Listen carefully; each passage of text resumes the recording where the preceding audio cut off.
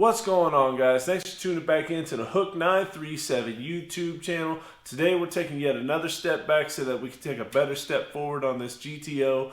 We're tearing the fuel system out of this thing today. Make sure you guys stick around to the end of the video because I want to hear your guys' thoughts on this valve. So I talk about this valve at the end of the video today, and I'd like for you guys to leave me a comment down below and let me know what you think. But for now, let's go ahead and jump right into it.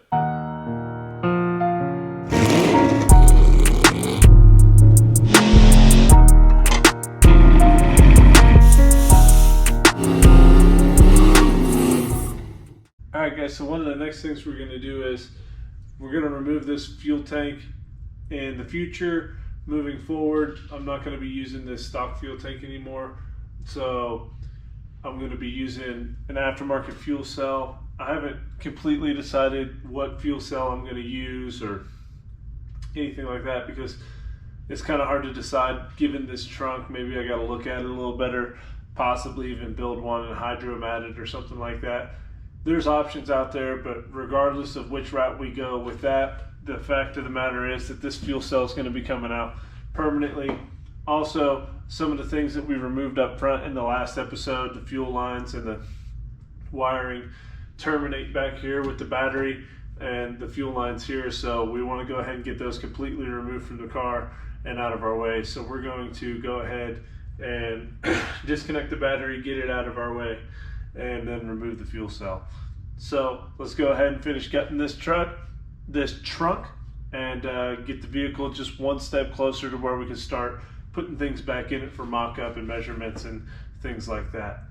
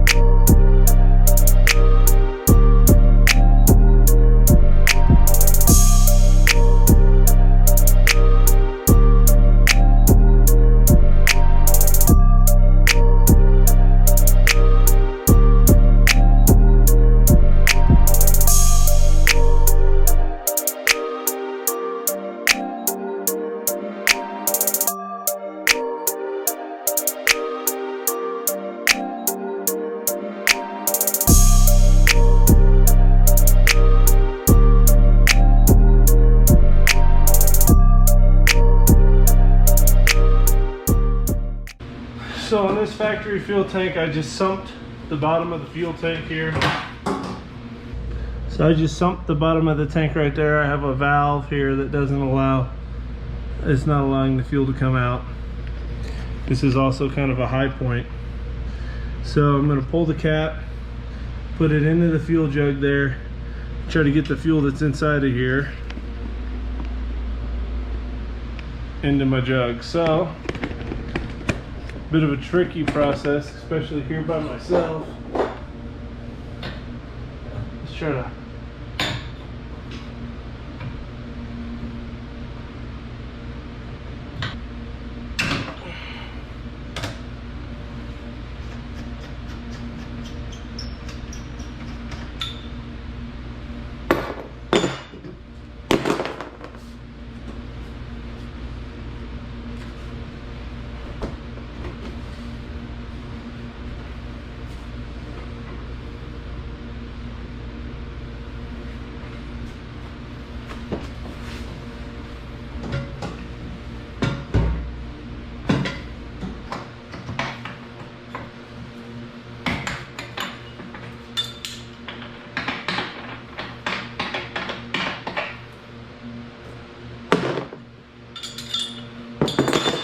So, for some reason fuel wasn't flowing through this too easily.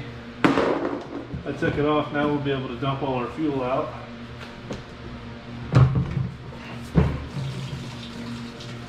There, I can hear it rushing out.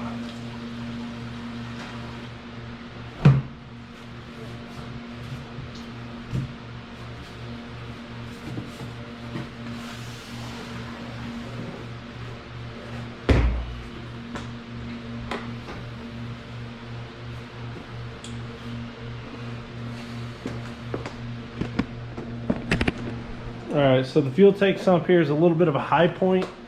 I got about as much out as I can out of that, which looks like it was probably a couple of gallons.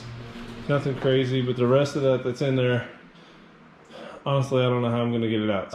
But I'm gonna end this one off there for a minute till I can figure something out.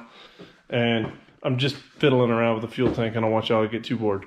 I'll come back to you guys in a minute here with what's coming next. All right, guys, the last thing I wanted to talk about in this video, I kind of had a bit of a light bulb moment when I was trying to drain the fuel out of the fuel tank, is this valve. Now, if you'll notice, this is a flow valve too, and there's the flow path directed towards from black to green here. And if you look at the video, I have this valve installed correctly, and the idea behind this valve on this vehicle setup was to maintain fuel pressure or a fuel supply between the tank and the fuel pump. So when I went to start the car, fuel pressure couldn't bleed off after I shut it off, and when I went to start the car, there would be fuel right there at the pump ready to go. What I didn't take into consideration, and I've learned a lot in this process, and hopefully you guys learned something from this too, is the amount of pressure it takes to unseat this valve in the correct orientation that the valve flows. So I'd be willing to bet that takes about at least 3 to 5 pounds of pressure to unseat that valve. Now, on the mechanical fuel system, the mechanical fuel pump is spinning at half the speed of the engine RPM. And when you're cranking the motor on startup, the engine RPM on this car with the starter that we had in it was about 250 RPM. So the fuel pump was only spinning at about 125 RPM. And keep in mind, this was on the pull side of the pump, which was too small of a hose of an AN line to begin with and too far away. We know these things now. So this was pulling fuel for about 10 feet trying to unseat this valve. I don't think that this was an issue with our fuel overheating. I think that this was an issue with our startup. We had a lot of issues with startup where we had to spray a little ether in it, it'd fire up, and then it would run fine once it fired up, as long as the fuel wasn't hot. And I think the fuel overheating was due to our return line size being inadequate. But just like a light bulb moment that I didn't realize how much pressure it took to unseat this valve. And this valve right here I thought would make my startup so much easier and it would save me so much headache, but it actually caused me so much grief, or at least that's my theory right now. I know when I put the system back together, this valve definitely isn't going in it. For example, if we take just this regular AN fitting, this 90 fitting, and we blow through it, no problem. We put the valve in there, the correct direction, much harder to force the air through there. Let me know in the comments down below if you think I'm right or what your thoughts on this valve were. I think in an electric in-pump fuel system, this valve probably would work perfect. You turn the key on, hit the switch, 55 PSI fuel pressure, boom, no problem.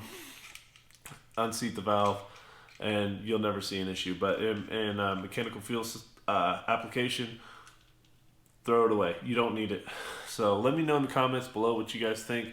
If maybe I'm right or wrong, whatever. I'd just like to hear your guys' opinion on this valve as well. That's going to be a wrap for this video. Thank you for everybody who subscribed. If you haven't subscribed, please consider doing so as we continue to take a couple steps back on this car so that we can move forward. And leave us a like and let me know what you think. Yeah, leave me a comment on this valve and let me know what you guys think. I'm pretty curious to see your guys' opinion as well. But for now, that'll do it, and I'll catch you guys next time.